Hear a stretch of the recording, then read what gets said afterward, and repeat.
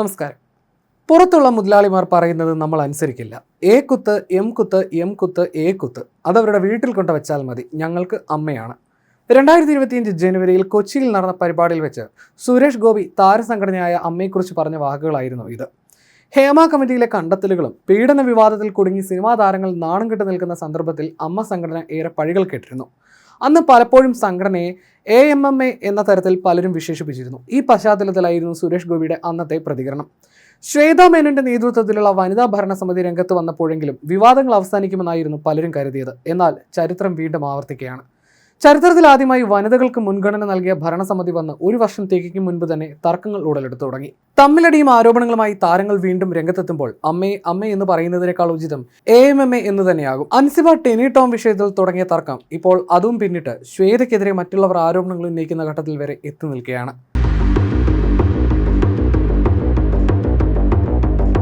അമ്മ സംഘടനയുടെ ചരിത്രം പരിശോധിച്ചാൽ വിവാദങ്ങളും ആരോപണങ്ങളും ഒന്നും പുതുമയുള്ള കാര്യമല്ല. രൂപീകരിച്ചത് മുതൽ ഇന്ന് വരെ വിവാദങ്ങൾ പിന്നാലെ ഉണ്ടായിരുന്നു. താരസംഘടന കോടതി കയറിയ ഇപ്പോഴത്തെ സംഭവങ്ങൾക്ക് പിന്നിൽ കാരണമായത് അൻസിബ ഹസൻ ടെനി ടോം തർക്കമായിരുന്നു. സംഘടനയിലേക്ക് ഫണ്ട് കണ്ടെത്തുന്നതുമായി ബന്ധപ്പെട്ട ചർച്ചകളിലാണ് അൻസിബയും ടെനി ടോമും തമ്മിലുള്ള അഭിപ്രായ വ്യത്യാസം തുടങ്ങിയത്. കുപ്രസിദ്ധനായ ദല്ലാൽ നന്ദകുമാർ എന്ന TG നന്ദകുമാർ പ്രസിഡന്റായ ക്ഷേത്രത്തിൽ നിന്ന് അമ്മയുടെ പരിപാടികൾക്കായി ഏകദേശം 75 ലക്ഷം രൂപയോളം സ്പോൺസർഷിപ്പ് വാങ്ങാൻ ചില അംഗങ്ങൾ ശ്രമിച്ചിരുന്നു.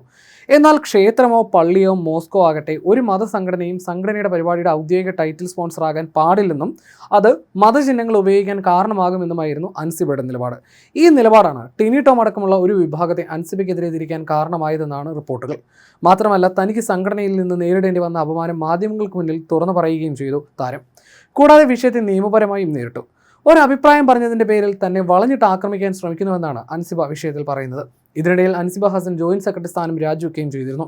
കഴിഞ്ഞ ഫെബ്രുവരിയിലായിരുന്നു അത്. വ്യക്തിപരമായും തൊഴിൽപരമായും തിരക്കുകളുള്ളതിനാലാണ് അമ്മയുടെ എക്സിക്യൂട്ടീവ് കമ്മിറ്റിയിൽ നിന്ന് രാജിവെച്ചതെന്നാണ് ആദ്യം നൽകിയ വിശദീകരണമെങ്കിലും ആക്രമിക്കപ്പെട്ട അതിജീവിത ഉൾപ്പെടെ ഒരു സ്ത്രീക്കും കമ്മിറ്റിയിൽ നിന്ന് നീതിയും പരിഗണനയും ലഭിക്കില്ല എന്ന ഉറച്ച വിശ്വാസമാണ് രാജിയിലേക്ക് എത്തിച്ചതെന്ന് അൻസിബ പിന്നീടൊരിക്കൽ തുറന്നു പറഞ്ഞു.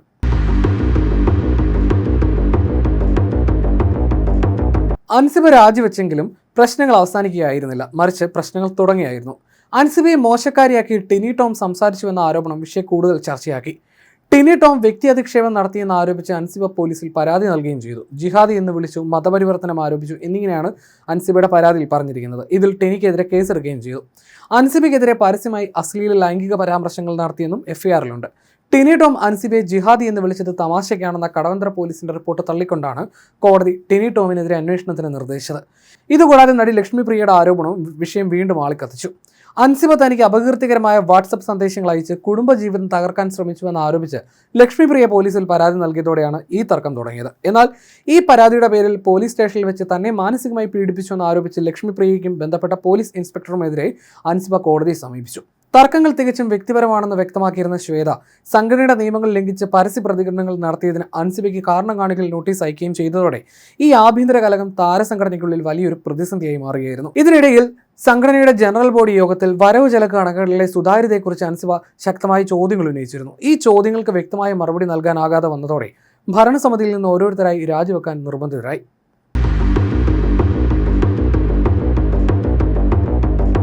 തർക്കങ്ങൾക്കെല്ലാം പിന്നാലെ അമ്മയിൽ നടന്നത് തികച്ചും നാടകീയ സംഭവങ്ങളായിരുന്നു. കഴിഞ്ഞ ജൂൺ 21 കൊച്ചിയിൽ നടന്ന വാർഷിക ജനറൽ ബോഡി യോഗത്തിൽ വെച്ചാണ് നാടകീയ രംഗങ്ങൾക്കൊടുവിൽ ഭരണസമിതി രാജിവെക്കുന്നതായി പ്രഖ്യാപിച്ചത്. MLA കൂടിയായ രമേഷ് പിഷാരുടെ നേതൃത്വം നൽകുന്ന കമ്മിറ്റിയിൽ KB ഗണേഷ് കുമാർ, സുരേഷ് കൃഷ്ണ, റോണി ഡേവിഡ് രാജ്, കലാഭവൻ ഷാജോൺ, കൃഷ്ണപ്രഭ, ആശാരവിന്ദ്, ദേവി ചന്ദ്ര, സാദിഖ് എന്നിവരെയും ജനറൽ ബോഡി തെരഞ്ഞെടുത്തിരുന്നു. ഇതിലെ റോണിയും ആശാരവിന്ദും രാജിവെച്ച കമ്മിറ്റിയിലെ അംഗങ്ങളാണ്. അഡ്ഹോക് കമ്മിറ്റിയിൽ തുടരാനില്ലെന്ന് ആശാരവിന്ദ് പിന്നീട് പ്രഖ്യാപിക്കുകയും ചെയ്തു. എന്നാൽ വാർഷിക ബോർഡിലെ തർക്കത്തിന് പിന്നാലെ അമ്മയുടെ ഭരണസമിതി രാജിവെച്ചു. President Shweta Menon, general secretary Kukku Parameswaran തുടങ്ങിയവർ രാജി പ്രഖ്യാപിച്ചിരുന്നു. തുടർന്നാണ് അമ്മയിൽ വീണ്ടും അഡ്ഹോക് കമ്മിറ്റി രൂപീകരിച്ചത്. എന്നാൽ ജനറൽ ബോഡിയിലും മാധ്യമങ്ങൾക്ക് മുന്നിലും രാജി പ്രഖ്യാപിച്ചെങ്കിലും ശ്വേതാ മേനോൻ ഉൾപ്പെടെയുള്ള ഭാരവാഹികൾ ഔദ്യോഗികമായി രാജിക്കത്ത് നൽകിയിരുന്നില്ലെന്ന് പിന്നീട് വ്യക്തമായി. മല്ലിക സുകുമാരൻ, ലക്ഷ്മിപ്രിയ എന്നിവർ മാത്രമാണ് രാജിക്കത്ത് കൈമാറിയത്. മുൻപ് മോഹൻലാലിന്റെ നേതൃത്വത്തിലുള്ള കമ്മിറ്റി രാജിവെച്ചപ്പോഴും പുതിയ തെരഞ്ഞെടുപ്പ് വരെ അവർ തന്നെയാണ് തുടർന്നതെന്നും ബൈലോ പ്രകാരം പുതിയ സമിതി വരുന്നത് വരെ തങ്ങളുടെ കമ്മിറ്റിക്കാണ് നിയമപരമായ അധികാരമെന്നും വ്യക്തമാക്കി ശ്വേത രംഗത്തെത്തുകയായിരുന്നു. തന്റെ നിരപരാധിത്വം തെളിയിക്കാതെ പിന്മാറില്ലെന്നാണ് ശ്വേതയുടെ നിലപാട്.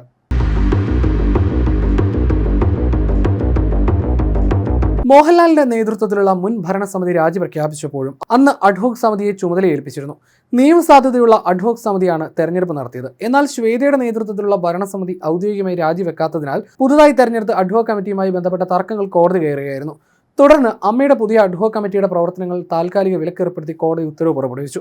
നടി ശ്വേതാ മേനോൻ സമർപ്പിച്ച ഹർജി പരിഗണിച്ചുകൊണ്ട് എറണാകുളം മുൻസിഫ് കോടതിയാണ് ഈ നിർണായക വിധി പുറപ്പെടുവിച്ചത്. അമ്മയുടെ നിലവിലുള്ള ഭരണഘടന പ്രകാരം സംഘടനയുടെ ഔദ്യോഗിക പ്രവർത്തനങ്ങൾ മുന്നോട്ട് കൊണ്ടുപോകാൻ പുതുതായി രൂപീകരിച്ച അഡ്ഹോക് കമ്മിറ്റിക്ക് യാതൊരുവിധ നിയമപരമായ അംഗീകാരവുമില്ലെന്ന ശ്വേതയുടെ വാദം കോടതി അംഗീകരിക്കുകയായിരുന്നു. ഇതോടൊപ്പം നിലവിൽ ശ്വേതാ മേനോന്റെ നേതൃത്വത്തിലുള്ള കമ്മിറ്റിക്ക് തന്നെ സംഘടനയുടെ പ്രവർത്തനങ്ങളുമായി മുന്നോട്ട് പോകാമെന്നും കോടതി ഉത്തരവിൽ വ്യക്തമാക്കിയിട്ടുണ്ട്. കൊച്ചിയിൽ കൂടിയ അഡ്ഹോക് കമ്മിറ്റി യോഗത്തിന് ശേഷം രമേഷ് പിഷാരടിയും കമ്മിറ്റി അംഗമായ കെ ബി ഗണേഷ് കുമാറും മാധ്യമങ്ങൾക്ക് മുന്നിൽ കടുത്ത ആരോപണങ്ങളുമായി രംഗത്തെത്തിയിരുന്നു. ശ്വേതാ മേനോൻ ഉൾപ്പെടെ രാജി പ്രഖ്യാപിച്ച ഭാരവാഹികൾ ആരും തന്നെ അമ്മയ്ക്ക് ഇതുവരെ ഔദ്യോഗികമായി രാജിക്കത്ത് നൽകിയിട്ടില്ലെന്നായിരുന്നു ഇവരുടെ കുറ്റപ്പെടുത്തൽ. എന്നാൽ ഈ ആരോപണങ്ങൾക്ക് തൊട്ടു പിന്നാലെ ശക്തമായ മറുപടിയുമായി ശ്വേതാ മേനോൻ രംഗത്തെത്തുകയും വിഷയം നിയമ പോരാട്ടത്തിലേക്ക് കടക്കുകയുമായിരുന്നു. അമ്മയുടെ ബൈലോ അനുസരിച്ച് രാജി പ്രഖ്യാപിച്ച കമ്മിറ്റിക്ക് തന്നെയാണ് അടുത്ത പൊതുതെരഞ്ഞെടുപ്പ് നടക്കുന്നത് വരെ സംഘടനയുടെ ദൈനംദിന ഭരണ ചുമതല നിർവഹിക്കാൻ അവകാശമുള്ളതെന്നും അതുകൊണ്ട് തന്നെ രമേഷ് പിഷാരടിയുടെ നേതൃത്വത്തിലുള്ള അഡ്ഹോക് കമ്മിറ്റിക്ക് യാതൊരുവിധ നിയമസാധ്യതയുമില്ലെന്നും ശ്വേതാ മേനോൻ വ്യക്തമാക്കി.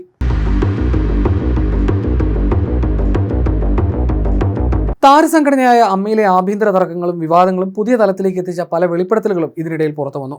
ജനറൽ ബോഡി യോഗത്തിൽ അരങ്ങേറിയത് ഞെട്ടിക്കുന്ന സംഭവങ്ങളാണെന്നും ഭാരവാഹികളിൽ ചിലർ നടത്തിയ അശ്ലീല പരാമർശങ്ങൾ മറ്റൊരു സ്ത്രീക്കും കേട്ടു നിൽക്കാൻ കഴിയാത്തതാണെന്നും വെളിപ്പെടുത്തുന്ന നടി ശ്വേതാ മേനോന്റെ ഫോൺ സംഭാഷണം ഇതിനിടയിൽ പുറത്തു വന്നിരുന്നു.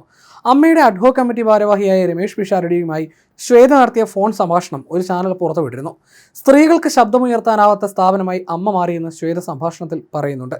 സംഘടനയിൽ ഇരട്ടത്താപ്പാണെന്ന് ശ്വേതാ മേനോൻ ആരോപിക്കുന്നു. മോഹൻലാൽ നേതൃത്വത്തിലുണ്ടായിരുന്നപ്പോൾ ഒരു നിയമവും സ്ത്രീകൾ അധികാരത്തിൽ വന്നപ്പോൾ മറ്റൊരു നിയമവും ആണോ എന്ന് പിഷാരടിയോട് ശ്വേത ചോദിക്കുന്നു. ജനറൽ ബോഡിയിൽ നടന്ന മുഴുവൻ സംഭവങ്ങളുടെയും വ്യക്തതയുള്ള വീഡിയോ തന്റെ കൈവശമുണ്ടെന്നും ശ്വേത അവകാശപ്പെടുന്നുണ്ട്. ബാബുരാജേട്ടന്റെയും സിദ്ദിഖാന്റെയും ഓരോ വാക്കുകൾ വേറെ ഏത് സ്ത്രീയാണെങ്കിലും അത്രയും നേരം അവിടെ നിൽക്കില്ല. എനിക്ക് വലിയ തൊലിക്കട്ടിയൊന്നുമില്ല, പക്ഷേ എൻ്റെ കമ്മിറ്റിക്ക് വേണ്ടിയാണ് ഞാൻ അവിടെ നിന്നത്. അമ്മ അസോസിയേഷൻ നമ്മളല്ലേ. ഇതൊന്നും അറിയാത്ത എത്രയോ അംഗങ്ങൾ എന്നെ വിളിച്ച് സങ്കടമുണ്ട് ശ്വേത, ഒന്നും പറയാൻ പറ്റിയില്ല, സോറി എന്ന് പറഞ്ഞു. പക്ഷേ ഇനി ഒരു സ്ത്രീക്ക് ഇവിടെ സമാധാനം കിട്ടുമോ എന്നാണ് ശ്വേത ആ ഫോൺ സംഭാഷണത്തിൽ ചോദിക്കുന്നത്. മുൻ ഭാരവാഹി ബാബുരാജ് അവതരിപ്പിച്ച കണക്കുകളിൽ വലിയ ക്രമക്കേടുകളുണ്ടെന്നും അത് പരിശോധിക്കണമെന്നും ശ്വേത ആവശ്യപ്പെടുന്നുണ്ട്. എന്നാൽ കണക്ക് പരിശോധിക്കുമ്പോൾ തെറ്റൊന്നും കണ്ടുപിടിക്കാനായില്ലെങ്കിൽ അപ്പോഴാണ് നിങ്ങൾ നിരപരാധിയാകുന്നതെന്നാണ് പിഷാരടിയുടെ മറുപടി. എല്ലാ കണക്കുകളും അഡ്ഹോക് കമ്മിറ്റി പരിശോധിക്കുമെന്നും പിഷാരടി ഉറപ്പ് നൽകുന്നു. എന്നാൽ അഡ്ഹോക് കമ്മിറ്റിയിലെ അംഗങ്ങളായ സാദിഖും സുരേഷ് കൃഷ്ണയും ബാബുരാജിന്റെ ആളുകളാണെന്നും അതിനാൽ അവരെ വിശ്വാസമില്ലെന്നും ശ്വേത തുറന്നടിക്കുന്നുണ്ട്. എന്നാൽ താൻ കമ്മിറ്റിയിലുള്ളപ്പോൾ അതിനൊന്നും പ്രസക്തിയില്ലെന്നായിരുന്നു പിഷാരടിയുടെ മറുപടി. ജനറൽ ബോഡിയിൽ വെച്ച് തനിക്ക് പിന്തുണയുമായി എത്തിയ കൊല്ലം തുളസിയുടെ കയ്യിൽ നിന്ന് സിദ്ദിഖ് മൈക്ക് പിടിച്ചു വാങ്ങിയെന്നും അനൂപ് ചന്ദ്രൻ തന്നെ തല്ലാൻ ഓങ്ങിയെന്നും ശ്വേത വെളിപ്പെടുത്തുന്നുണ്ട്. തന്റെ നിരപരാധിത്വം തെളിയിക്കേണ്ടതുണ്ടെന്നാണ് അവർ ആവർത്തിക്കുന്നത്. അതേസമയം താൻ രാജിവെക്കുമെന്ന് പറഞ്ഞിട്ടേ ഉള്ളൂവെന്നും ആർക്കും എഴുതി കൊടുത്തിട്ടില്ലെന്നാണ് ശ്വേത വ്യക്തമാക്കുന്നത്. ഔദ്യോഗികമായി എഴുതി ഒപ്പിട്ട് നൽകിയാൽ മാത്രമേ രാജി നിലവിൽ വരൂ എന്നും ശ്വേത പിഷാരടിയോട് പറയുന്നുണ്ട്. അമ്മയിലെ ഭിന്നതകൾ വരും ദിവസങ്ങളിൽ കൂടുതൽ രൂക്ഷമാകുന്നതിന്റെ സൂചനകളാണ് ഇപ്പോൾ പുറത്തുവരുന്ന ഫോൺ സംഭാഷണം നൽകുന്നതെന്നാണ് വിവരം.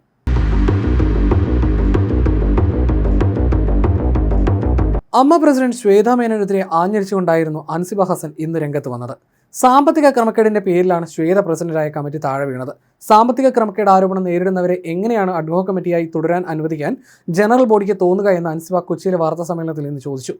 മോഹൻലാലിന്റെ നേതൃത്വത്തിലുള്ള കമ്മിറ്റി രാജിവെച്ചപ്പോൾ താൽക്കാലിക ഭരണ സംവിധാനമായി തുടരാൻ അനുവദിച്ചത് ചോദ്യം ചെയ്ത ശ്വേതയ്ക്ക് അൻസിബ മറുപടി നൽകി.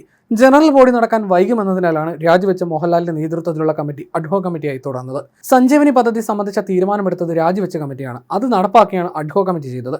നല്ലൊരു കാര്യം ചെയ്തതിനെയാണ് കുറ്റപ്പെടുത്തുന്നതെന്നായിരുന്നു അൻസിബയുടെ മറുചോദ്യം. വെണ്ണലത്തേക്കാട് ശ്രീ മഹാദേവ ക്ഷേത്രത്തിന്റെ സ്പോൺസർഷിപ്പ് എക്സിക്യൂട്ടീവ് കമ്മിറ്റിയിൽ അവതരിപ്പിച്ചത് ശ്വേതയായിരുന്നുവെന്നും അൻസിബ പറഞ്ഞു. 1 കോടി എന്നായിരുന്നു പറഞ്ഞത്. കരാറിൽ അത് 75 ലക്ഷമായി. 25 ലക്ഷം എവിടെ പോയെന്നും അൻസിബ ചോദിക്കുന്നു. മതസ്ഥാപനം സ്പോൺസർഷിപ്പിലേക്ക് വരുന്നതിനെ എതിർത്തത് മുതൽ തന്നോട് വൈരാഗ്യം കാണിക്കാൻ തുടങ്ങിയെന്നാണ് അൻസിബ ആരോപിക്കുന്നത്. അതേസമയം ശ്വേതയ്ക്കെതിരെ ആരോപണം ഉന്നയിച്ചുകൊണ്ടായിരുന്നു നടി ഉഷ ഹസീനയും രംഗത്ത് വന്നത്. കഴിഞ്ഞ ഭരണസമിതിയിൽ നിന്ന് വ്യക്തിഹത്യ നേരിടേണ്ടി വന്നവരാണ് ഇപ്പോൾ വാർത്താ സമ്മേളനത്തിലുള്ളതെന്നായിരുന്നു അവരുടെ വാക്കുകൾ. സ്ത്രീകൾ വിജയിച്ചത് കുറുക്കു വഴികളിലൂടെയാണ്. ഭരണസമിതിയിൽ അധികാരമോഹമാണ്. എക്സിക്യൂട്ടീവ് കമ്മിറ്റിയിൽ നടക്കുന്ന കാര്യങ്ങൾ അറിയുന്നത് മാധ്യമങ്ങളിലൂടെയാണ്. അമ്മയിൽ പരാതി കൊടുത്ത സ്ത്രീയെ നേതൃത്വം പരിഹസിക്കുകയായിരുന്നു. അൻസിബയെക്കുറിച്ച് തെരഞ്ഞെടുപ്പ് കാലത്ത് അനൂപ് ചന്ദ്രൻ മോശമായി വീഡിയോ ഇറക്കി. അങ്ങനെ തന്നെ വേണം, തനിക്ക് സന്തോഷമായി എന്നായിരുന്നു ശ്വേത ഇത് പിന്നെ പറഞ്ഞത് എന്നായിരുന്നു ഉഷ ഹസീനയുടെ ആരോപണം. ധ്രുവീകരണം നടത്തുന്ന, വർഗീയവാദം നടത്തുന്ന മനുഷ്യരെ ഒന്നായി കാണാൻ പറ്റാത്ത കലാകാരന്മാരുടെ ഇടയിൽ ധ്രുവീകരണം നടത്തുന്ന ആൾക്കാരല്ലേ അമ്മ ഭരിക്കേണ്ടത്? കേരളം അങ്ങനെ തന്നെയാണെന്നാണ് താൻ ഇപ്പോഴും വിശ്വസിക്കുന്നത്. ആ കേരളത്തിനോട് ഒരു ഉത്തരവാദിത്വം ഉള്ളതുകൊണ്ട് അവിടെ നടക്കാൻ ഉദ്ദേശിക്കുന്ന കാര്യം നാളെ വരാനിരിക്കുന്ന ഒരു കേരള സ്റ്റോറിയാണെന്ന് മനസ്സിലായതുകൊണ്ടും അതിനെ എതിർക്കണമെന്നുമുള്ള ഉത്തമ വിശ്വാസത്തിലാണ് താൻ പ്രതികരിച്ചതെന്നും മാല പാർവതിയും വ്യക്തമാക്കി. ആ സ്ക്രിപ്റ്റ് ഒന്ന് ആലോചിച്ച് നോക്കൂ. ഒരു സിനിമാ തടി തട്ടമിടാത്ത, ഒരു തരത്തിലും ജാതി മതങ്ങളൊന്നുമില്ലാത്ത അമ്പലത്തിൽ വരെ പോകുന്ന ഒരു മലപ്പുറംകാരി മുസ്ലിം, അവൾ അവിടെ മതപരിവർത്തനം നടത്താൻ ശ്രമിക്കുന്നു എന്നൊരു കഥ സിനിമയായിട്ട് വന്നാൽ നോർത്ത് ഇന്ത്യയിൽ ഓടും. ഈ കഥയാണ് ഇവിടെ സൃഷ്ടിക്കപ്പെടുന്നതെന്ന് മനസ്സിലായതുകൊണ്ടാണ് ഞാനിത് എതിർത്തതെന്നായിരുന്നു മാല പാർവതി പറഞ്ഞത്. അതേസമയം ശ്വേതാ മേനോനെതിരെ വ്യക്തിഹത്യ നടത്തുകയാണ് ഒരു വിഭാഗമെന്ന ആരോപണവും ഒരു ഭാഗത്ത് ഉയരുന്നുണ്ട്. ഇതിനിടയിൽ നടൻ ജയൻ ചേർത്തല, കൈലാഷ്, ജോയി മാത്യു എന്നിവരും രാജിവെച്ചിരുന്നു. ഇതിൽ ജോയി മാത്യുവിൻ്റെ പ്രതികരണം ഏറെ ശ്രദ്ധിക്കപ്പെട്ടതായിരുന്നു.